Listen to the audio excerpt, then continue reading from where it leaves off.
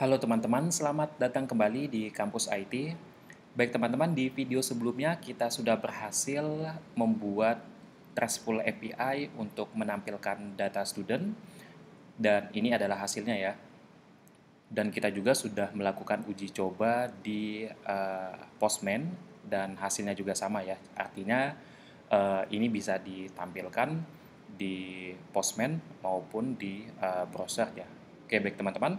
Untuk video kali ini kita akan fokus bagaimana cara menambahkan data student melalui Trace API ini ya. Jadi nanti kita akan membuat Trace API untuk create data atau untuk insert data ke tabel student yang ada di database MySQL kita.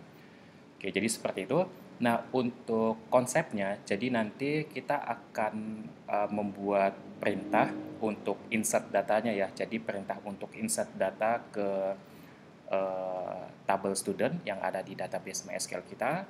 Kemudian juga nanti kita akan lakukan pengecekan karena ada kemungkinan kesalahan terjadi ya kalau misalkan kita melakukan insert data, bisa jadi data yang kita masukkan nanti itu berhasil, bisa jadi juga nanti gagal. Jadi nanti kita menggunakan dua skenario ya. Jadi ada skenario ketika data berhasil di-insert atau dimasukkan ke dalam database MySQL kita. Kemudian untuk skenario yang kedua itu ketika data gagal dan kita akan melakukan pengujian untuk keduanya nanti. Oke, kita langsung masuk saja ke tutorialnya. Karena ini berhubungan dengan API ya, Trace API, jadi kita cukup bermain di dua file ini saja. Yang pertama adalah api.php yang ada di dalam directory atau yang ada di dalam folder routes, kemudian file API controller.php yang ada di dalam controllernya ya, yang ada di layer controllernya seperti itu. Nah, kita kemarin sudah berhasil menambahkan fungsi atau subprogram untuk menampilkan data menggunakan Trace API, pendekatan Trace API di sini, yang mana datanya dalam bentuk JSON ya. Oke, nah kita untuk video ini kita akan buat itu ya untuk menyisipkan datanya. Jadi ini adalah dua hal yang berbeda ya sudah pasti. Nah, jadi kita masuk dulu ke api.php-nya ya. Jadi kita buat dulu untuk root-nya di sini sesuai dengan tata cara pembuatan RESTful API dan sesuai dengan arsitektur yang sudah ada ya, yaitu arsitektur Trace API atau arsitektur REST ya. Oke, kita langsung masuk saja. Jadi di sini kita buat root dulu ya. Nah, ini dia root-nya dulu. Kalau untuk menampilkan data, kita menggunakan metodenya itu adalah get ya. Jadi untuk menampilkan data kita bisa menggunakan get. Sedangkan untuk insert data kita menggunakan metode post ya di sini ya. Nah, kemudian kita tambahkan di sini URL-nya ataupun request-nya ya. Jadi ketika ada request seperti ini, itu artinya kita mau menambahkan data seperti itu ya. Jadi request-nya saya buat sama saja dengan yang di atas. Mungkin saya tambahkan di bagian endpoint-nya nanti ya. Students ya, jamak ya. Kemudian di sini kita tambahkan apa ya? Add saja misalkan seperti ini. Kalau teman-teman mau beda silakan, tidak masalah ya. Oke, kemudian di sini kita masuk ke controllernya ya, yaitu API controller. Kemudian nama metodenya nanti akan saya buat add student saja, kita sesuaikan. Nah, seperti ini. Oke. Jadi ketika ada request slash student slash add di dalam Postman, maka nanti program kita akan mengeksekusi metode add student atau fungsi add student yang ada di dalam controller yang namanya API controller ya. Nah, ini dia. Oke. Jadi kita pastikan nanti di dalam API controller ini ada fungsi ataupun metode yang namanya add student. Seperti itu, kita langsung buat saja di sini. Oke, kita buat di bawahnya ya. Kita buat di bawah fungsi studentnya. Oke, seperti biasa kita buat public, kemudian function, kemudian nama metodenya tadi adalah add student. Seperti ini. Jangan lupa kita panggil untuk request-nya ya. karena kita mau menangkap data yang ada di formnya nanti ya, sehingga kita butuh request, kemudian variabel, saya gunakan variabel defaultnya saja yaitu request ya. Oke, kemudian isinya atau program di sini saya akan tutup yang atas ya supaya tidak mengganggu mungkin. Oke, jadi untuk bagian yang ada di sini kita akan menggunakan sekali lagi ya. Tadi kita akan menggunakan dua skenario. Artinya ada skenario ketika dia berhasil dan ada skenario ketika dia gagal. Oke, jadi sebenarnya di sini teman-teman bisa menggunakan mungkin nanti bisa menggunakan fungsi-fungsi validasi ya yang ada di Laravel atau menggunakan yang lainnya silakan saja. Tapi di sini saya membuat yang sederhana ya. Jadi saya sederhanakan lebih tepatnya supaya nanti teman-teman mudah memahaminya. Oke, jadi untuk mendeteksi, oke, jadi tadi ya sekali lagi ada dua skenario berhasil dan gagal. Nah, jadi kita perlu apa namanya? Ketika skenario pertama ini tidak berhasil, artinya kan nanti gagal gitu ya. Nah, kita perlu membuat kode untuk mendeteksi kegagalan tersebut. Nah, itu caranya seperti apa? Nah, ternyata di Laravel sebenarnya di bahasa pemrograman PHP dan sama di semua bahasa pemrograman sudah ada ya yang namanya eh, apa namanya untuk mengatasi masalah galat ini ya. Kalau kita perhatikan di sini kita bisa lihat ya. Nah, jadi teman-teman nanti bisa menggunakan yang namanya try exception ya. Kalau di PHP formatnya seperti ini. Jadi teman-teman cukup nanti membuat formatnya sama saja ya. Ya, yang kita bedakan nanti yang di dalamnya saja. Oke. Jadi yang di dalam blok try ini untuk skenario berhasilnya, kemudian kalau misalkan gagal, maka nanti kita tampilkan kegagalannya di bagian catch-nya ini ya. Oke, jadi seperti itu saja, tidak terlalu rumit ya. Artinya kita menggunakan format yang sederhana, yang sesuai yang ada di dalam bahasa pemrograman PHP-nya. Oke, seperti itu ya. Oke, jadi untuk menangani galat atau menangani kesalahan kita bisa menggunakan yang namanya try exception. Oke, jadi di sini saya langsung buat saja, kita gunakan try, kemudian saya enter. Formatnya saya mengikuti format yang ada di Laravel ya. Kemudian di sini tadi dia pakainya catch ya. Kemudian ada exception. Oke, exception, kemudian $e ya untuk mendapatkan kesalahannya atau errornya. Nah, seperti ini. Ya, jadi kalau teman-teman perhatikan, nah ini dia. Oke, jadi ada try, kemudian kurung buka dan kurung tutup. Artinya di sini ada blok atau statement untuk try-nya. Kemudian di sini nanti ada blok untuk catch-nya ya. Ketika misalkan terjadi kegagalan, apa yang mau kita tampilkan di sini nanti. Oke, seperti itu ya. Nah, jadi sudah sesuai, ada try, kemudian cat exception $e. Kita coba cek lagi, ada try cat exception $e, dan ini sudah sesuai. Tinggal kita isi dalamnya. Nah, untuk skenario kalau berhasil, saya buat seperti ini. Kita panggil dulu modelnya, yaitu student. Kemudian kita panggil metode untuk menambahkan data studentnya ya, yaitu menggunakan create di sini. Oke. Kemudian jangan lupa di sini semikolon dulu ya. Oke, kemudian di sini karena bentuknya nanti array ya, jadi kita gunakan kurung siku buka dan tutup. Kemudian tengahnya kita isi dengan yang pertama itu apa ya? Saya coba cek dulu mungkin. Ada name, nama, gender ya di sini. Oke, misalkan saya buat seperti ini, ada name, kemudian panah, kemudian kita ambil requestnya. Kemudian, nah ini kita bisa menggunakan input seperti ini ya, atau nanti langsung juga tidak masalah ya. Oke, name seperti ini. Saya copy paste saja ya, atau kita tulis saja supaya, oke ini sambil latihan. Oke, ada nama, kemudian $request ya di sini, $request, kemudian input, kemudian ini untuk yang nama, ya. Kemudian di sini ada gender ya. Oke, jadi nanti key-nya yang ini kita sesuaikan dengan yang ada di dalam struktur tabel kita. Kemudian yang di sini nanti itu kita sesuaikan dengan yang ada di form postman kita. Nah, supaya memudahkan pemahaman kita, jadi kita samakan saja ya. Jadi supaya tidak terlalu banyak mengingat mungkin. Oke, Jadi di sini kita sesuaikan saja dengan yang ada di sebelah kirinya. Di sini saya gunakan input yaitu gender ya. Oke, koma.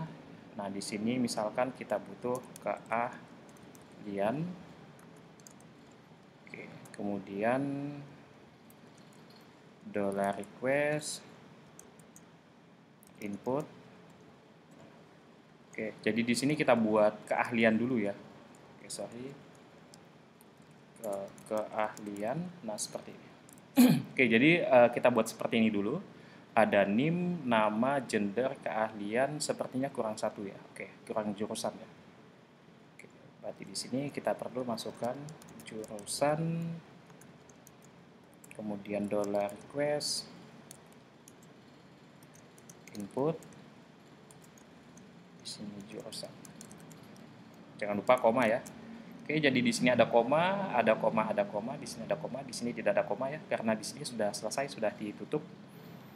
Oke, jadi kalau misalkan ini berhasil ya, kalau misalkan datanya masuk gitu ke dalam tabel student yang ada di database MySQL kita, maka nanti kita akan mengirimkan respon ya. Kita mengirimkan respon dalam bentuk JSON. Oke, kemudian seperti yang sebelumnya, header-nya saya buang ya di sini. Saya tidak perlu, kita tidak perlu menggunakan header dulu. Nah, kemudian untuk yang datanya di sini saya buat bentuknya adalah array ya, jadi sama dengan yang di atas. Cuma kita tidak menampilkan datanya ya. Kalau kita mau insert data, kita tidak perlu menampilkan datanya, cukup kita kirim saja pesan-pesan seperti yang ada di sini ya. Jadi suksesnya true, misalkan message-nya berhasil disimpan, misalkan seperti itu. Oke, kita lanjutkan ya. Nah, di sini kita sesuaikan saja dengan yang di atas ya. Jadi misalkan kalau di sini sukses gitu ya. Ini kita set true. Oke, seperti ini. Kemudian untuk message-nya kita set di sini data. Oke, berhasil gini aja. Berhasil ditampilkan, artinya di sini berhasil disimpan. Nah, ini kan. Ya, jadi ini skenario ketika berhasilnya ya. Nah, ini dia. Kemudian nanti ketika terjadi kesalahan di bagian ini, maka nanti kita tampilkan di bagian ini ya, di bagian catch exception-nya di sini. Oke, di sini ya. Oke, saya rapikan supaya sejajar ya ini ya. Oke, nah di sini kita tinggal memanggil responnya saja ya. Oke, jadi saya tinggal tuliskan respons gagalnya ya di sini. Oke, respon gagalnya. Tadi headernya kita tidak butuh ya, kita hapus. Oke, kemudian nah untuk di sini kalau berhasil saya menggunakan 200 ya yang di sini ya. Nah, kalau ini yang gagal, mungkin saya menggunakan yang lain apa misalkan 422 ya. Oke, jadi 422 itu misalkan kesalahan tipe data ya. Kesalahan tipe data apa lagi? Unprocess apa ya, saya lupa. Nanti bisa dicek ya. 422 ini kemungkinan juga bisa kesalahan ketika kita tidak memasukkan data gitu ya, alias null gitu. Nah, ini juga nanti error-nya adalah 422. Oke, kita ya semoga saya benar ya, mungkin bisa dicek lagi kalau salah, mungkin nanti bisa dituliskan di kolom komentar yang benarnya itu seperti apa. Oke. Nah, untuk yang bagian ini kita isi dengan ini ya, array ya atau list. Jadi seperti ini, bentuknya sama. Jadi tidak ada yang beda, kita isi dengan sukses.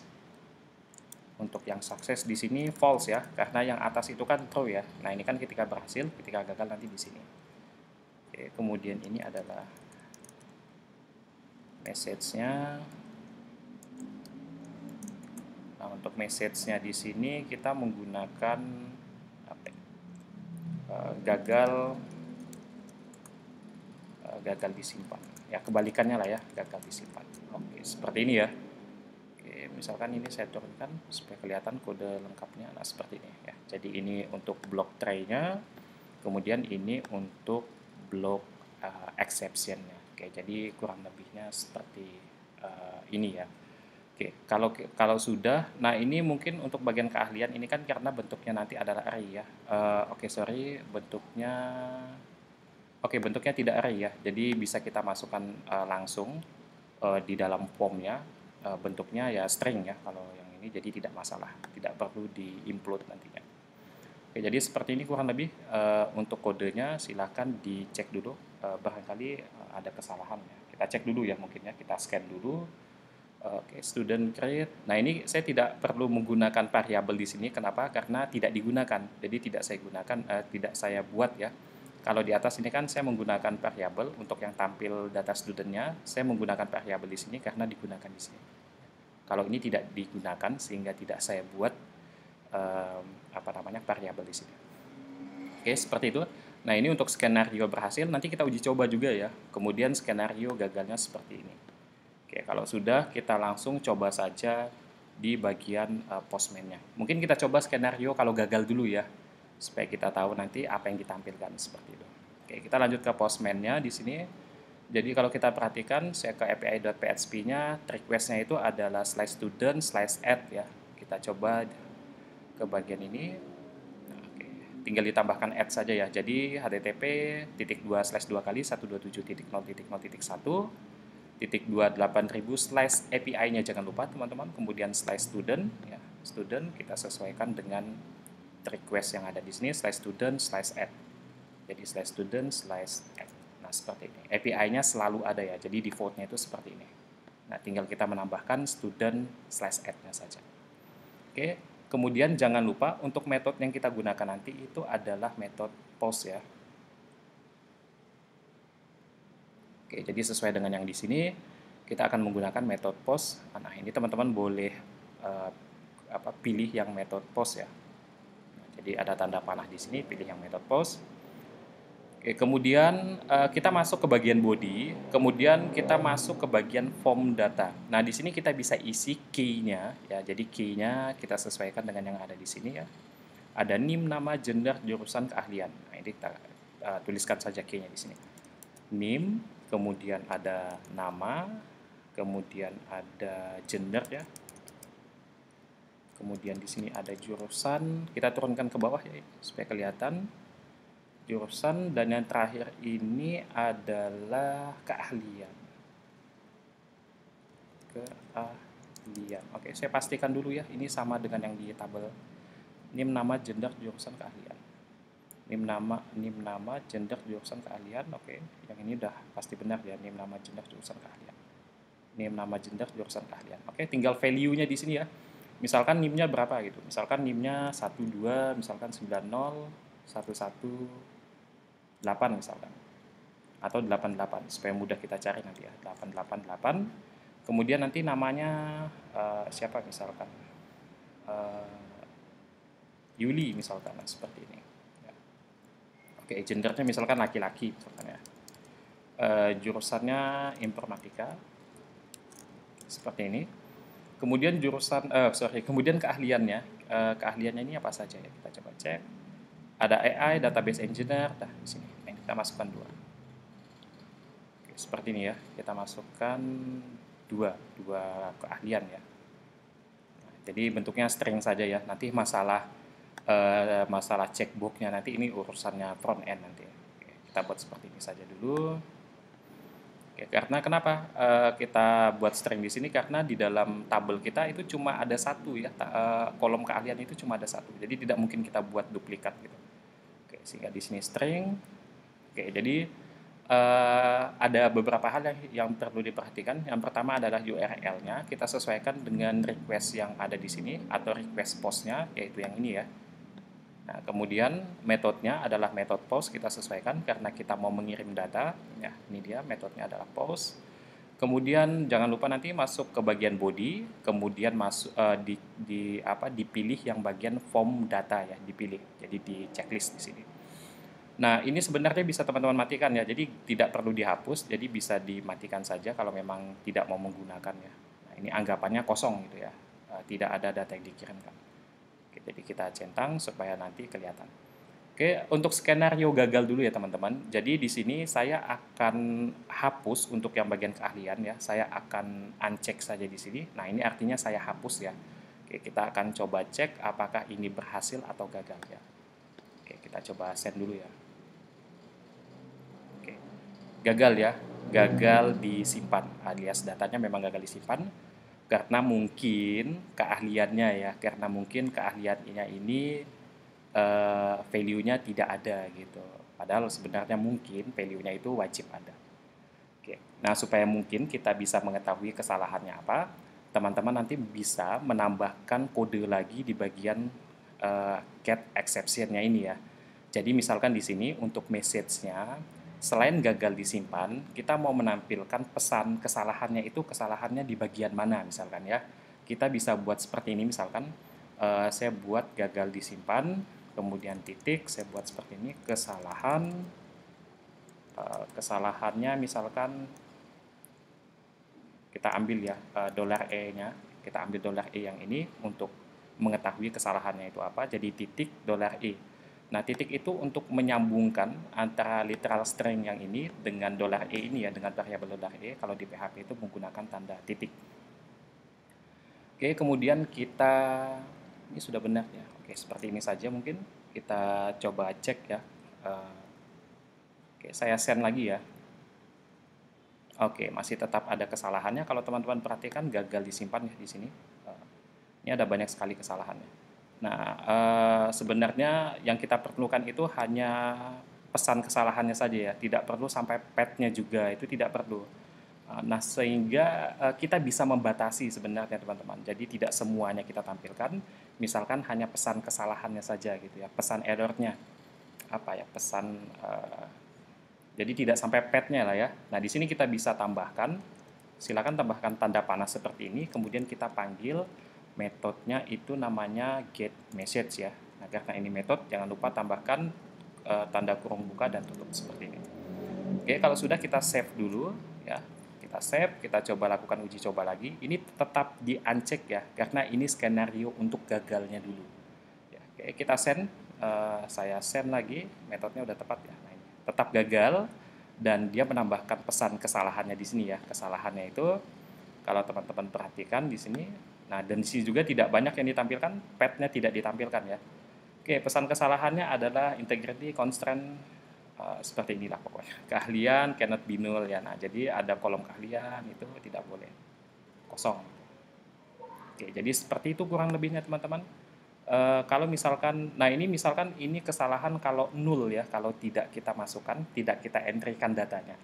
Oke, gimana kalau misalkan kesalahan validasi data ya, misalkan di bagian NIM yang harusnya integer mungkin kita tambahkan teks di situ ya. Ini juga nanti ada kesalahan. Kita coba send dulu. Ya, ini juga ada kesalahannya ya. Nah, di sini udah ada kesalahannya, data data truncat for column NIM at row 1 ya. Seperti itu ya, kurang lebihnya seperti itu mungkin. Jadi ini adalah bentuk sederhananya dari penerapan REST API, RESTful API untuk create data ya. Oke, ini adalah skenario salahnya dulu ya. Oke, sekarang kita coba skenario yang tepat. Nah, ini skenario yang tepat, tadi datanya sudah saya hapus untuk yang untuk yang karakternya di sini ya, sehingga ini adalah angka semua yaitu integer. Kemudian di sini kita centang semua ya, kita checklist semua untuk semua kolom atau semua atributnya sehingga tidak ada data yang nilainya null atau yang nilainya kosong. Ya. Oke, kita gunakan post dan di sini juga sudah tepat, kita langsung send saja ya. Oke, kita coba send. Nah, ini berhasil ya, kalau teman-teman perhatikan sukses true, message-nya berhasil disimpan. Oke, kita coba cek di bagian database kita. Kalau saya reload, nah ini udah berhasil disimpan ya. Oke. Tadi untuk yang gagal itu belum kita cek ya database-nya. Mungkin kita boleh uji coba lagi ya kalau yang gagal ya. Oke, saya coba ubah mungkin di sini NIM-nya supaya tidak duplikat 99. Namanya saya ubah sum misalkan. Oke, ini tidak perlu saya ubah. Ya, kita coba skenario gagalnya lagi ya. Oke, jadi namanya sum, kita coba send. Di sini saya uncheck ya. Ini skenario salahnya dulu. Send. Oke, gagal ya. Kita coba cek di database apakah benar-benar gagal atau berhasil gitu ya. Kalau gagal kan artinya dia tidak masuk di dalam tabel kita, tabel student yang ada di database MySQL kita. Oke, ternyata memang tidak masuk teman-teman ya. Jadi memang benar-benar gagal dan dia memang tidak datanya tidak masuk ke dalam tabel student. Seperti itu. Oke, kalau skenario yang tadi keahliannya kita checklist lagi, kemudian di sini kita gunakan karakter. Kita send lagi ya. Oke, dan saya pastikan ini gagal juga, dan udah pasti dia tidak akan masuk ke dalam tabel student. Nah, ya, jadi dia tidak akan masuk. Jadi kalau gagal, dia tidak akan masuk ke dalam tabel student, tapi kalau misalkan berhasil, dia akan masuk ke tabel student. Oke, saya hapus, kita coba send lagi, pastikan namanya adalah Sam ya. Oke, berhasil ya. Kita coba reload untuk bagian tabel student kita. Nah, kita sudah berhasil menambahkan nama student Sam. Oke, seperti itu teman-teman. Jadi untuk bagian kodenya yang kita tambahkan, kodenya di bagian API.php-nya itu adalah kode yang ini. Kemudian di API controller-nya yang kita tambahkan adalah kode yang ini ya. Jadi atas sampai di sini. Oke. Oke, seperti itu. Oke teman-teman, hanya itu mungkin yang bisa saya sampaikan di video kali ini. Silahkan nantikan video selanjutnya. Sampai jumpa dan terima kasih.